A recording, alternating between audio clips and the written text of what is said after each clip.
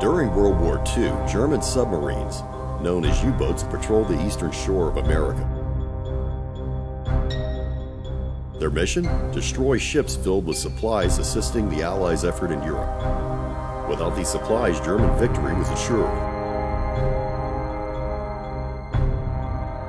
In response to German U-boat attacks, the Navy would build massive hangars to house craft once thought obsolete, blimps. Naval Air Station Richmond was the blimp base responsible for protecting the vital Florida Strait.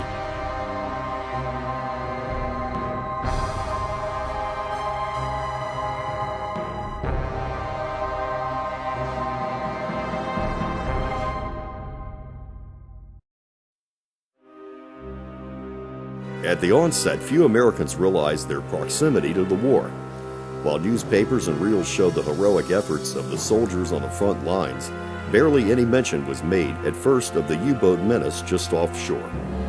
Those who lived near the East Coast saw the Nazi threat almost daily as ship after ship was sunk.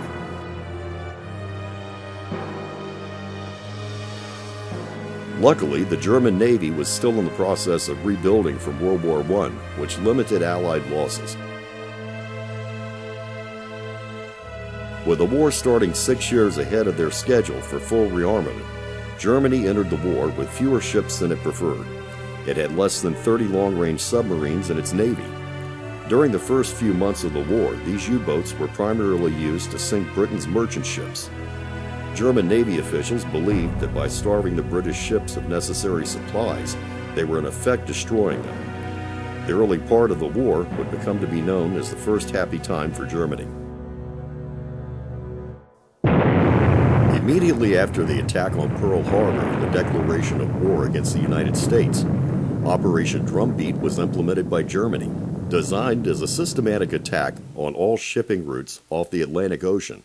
Operation Drumbeat was similar to the attacks that had worked against the British, and Germany saw no reason why the same strategy wouldn't work against America.